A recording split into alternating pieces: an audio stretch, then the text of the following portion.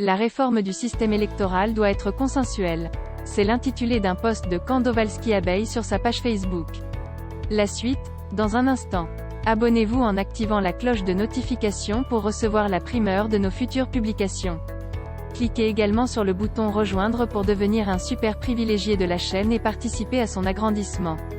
Voici les détails de son post dans son intégralité. Les informations de ces derniers jours montrent, à mon analyse, que les caciques du pouvoir préparent une nouvelle élection présidentielle. Dans un premier temps, on annonce un vaste congrès du RDPC au courant duquel Biya devra décider s'il passe la tête du parti à quelqu'un d'autre ou non. Quelques jours plus tard, Elekam demande à ses démembrements régionaux de faire des propositions pour une modification du code électoral. Il faut qu'on soit clair, Elekam fait partie du problème. Il ne lui appartient donc plus de résoudre ce qu'il a toujours refusé de voir. Depuis 2013, le MRC mène le combat pour des élections transparentes au Cameroun. Il a ainsi passé 0,7 ans de son existence à faire des propositions concrètes pour une réforme consensuelle du système électoral sans que l'organisme en charge des élections n'y veuille bien tenir compte.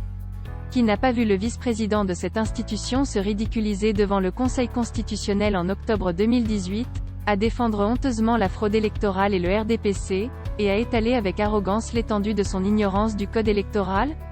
Le fait est que si Elekam envisage aujourd'hui, après 5 élections en 3 ans, de modifier unilatéralement le code électoral, c'est que, comme je le dis, le RDPC le lui a demandé. Or on sait que le RDPC est dans une logique de conversation de pouvoir. C'est pourquoi en 2018 il a grossièrement fraudé l'élection présidentielle plutôt que d'accepter le choix du peuple qui avait été posé sur la personne de Maurice Kamto. C'est aussi pourquoi il fit fabriquer de faux agents de Transparency International qui crédibiliseraient son hold-up. À propos de cette conservation, Femme Dongo disait sur les antennes de RFI que son parti était prêt à tout pour que le pouvoir ne lui échappe. Le RDPC n'a donc aucune intention de créditer de quelque point positif que ce soit l'actuel code électoral, seul gage de sa régénérescence. Il ne pas que les Camerounais oublient l'enjeu de l'exigence que nous attachons à une réforme consensuelle non pas seulement du code, mais de tout le système électoral. C'est notre destin à nous tous, celui de notre patrimoine commun le Cameroun à la marche duquel nous sommes tous contribuables, qui se joue dans ce tournant décisif. Nous devons donc tous être impliqués dans les réformes. En décidant de modifier unilatéralement non pas le système, mais le code, le RDPC se positionne comme étant le seul acteur politique du Cameroun, ce que nous refusons catégoriquement.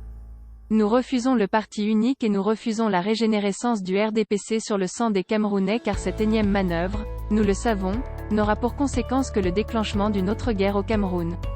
Dieu sait que nous n'en voulons pas. Le RDPC a donc intérêt à créer les conditions d'un dialogue politique inclusif pour non seulement solder le passif des élections truquées en réformant consensuellement le système électoral, et mettre un terme au génocide anglophone en apportant une solution politique au problème de fond qui a conduit à la situation actuelle. Refusons tous ensemble le gré à gré qui se prépare actuellement par de manœuvres faussement électorales. Nous voulons un code électoral consensuel et la fin de la guerre au Nozo. Nous voulons la fin de l'État central. Veuillez prendre 3 secondes pour liker la vidéo et la partager. N'oubliez pas de vous abonner à la chaîne YouTube Camer TV Info et Cameroun Actu. À bientôt pour de nouvelles publications.